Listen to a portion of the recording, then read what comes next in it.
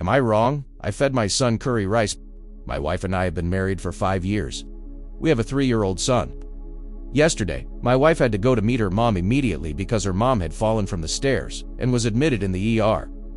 My wife called a babysitter, but our usual babysitter was busy, so she couldn't come. I told my wife I had a day off from work and I'd take a sick leave as well, so I didn't have a problem taking care of our son, but my wife said that I wouldn't possibly be able to take care of my son all by myself. She has a history of not trusting me with our son, ever since he was born. She thinks I can't possibly take care of a child on my own because I'm a man. Her father didn't know to take care of her and her siblings, so she thinks even I'll not be able to take care of our son properly. That's why she even became a som after our son was born. So she prepared some food for our son and told me to not feed him anything else apart from what she had prepared because she doesn't trust me not to burn down the kitchen. I'm actually a very good cook, so I was pretty offended but agreed to do what she said because she was already stressed. At around lunchtime, when I tried feeding my son the porridge, he spat it out and wasn't eating it.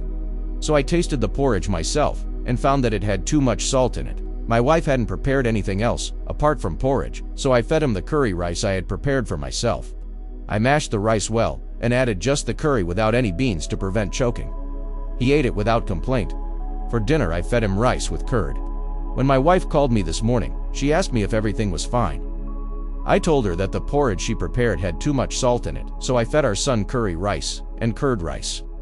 She blew up, saying that I must have lost my mind to have fed our son, despite her repeatedly telling me not to cook for him. I got mad at her and asked her what I was supposed to do if our son didn't want to eat the porridge. I couldn't have let him starve all day, obviously, so I fed him what was there at home. She said that I'm very irresponsible and that she should have just taken our son with her to meet her mom. She cut the call abruptly on my face and had been ignoring me since then.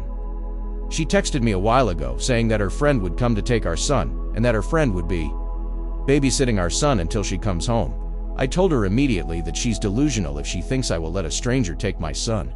She said I'm being a jerk to her when she's already stressed about her mom. Am I wrong? Update 1. As some commenters suggested, I called home a locksmith. He managed to open it, and I found the documents. One of the documents was the birth certificate, and it has my name on it. I also found the medical records.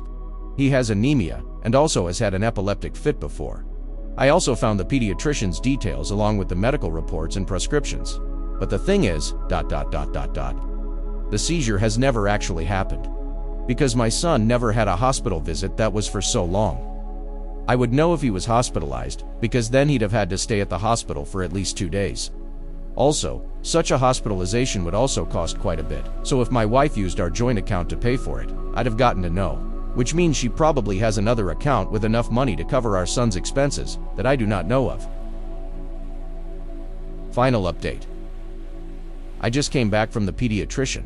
I had to show a number of ID proofs along with the birth certificate because they didn't believe I was the father since I'd never been to the pediatrician. I had taken the unmarked pills with me and asked the doc what those were.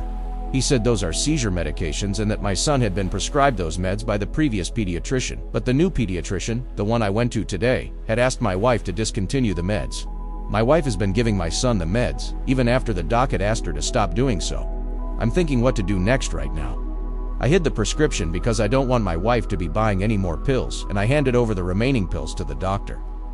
I also did clarify the mashed foods diet of my son with him as well, and told him that I and my wife had been giving our son only mashed foods.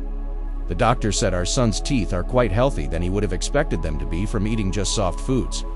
He said to start transitioning into hard foods gradually.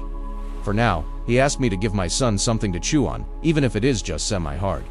For example, cooked veggies cut up into small pieces so my son can still chew, but it won't be too hard for him all of a sudden as well. What do you guys think? Let's discuss in the comments. Follow and like for more stories.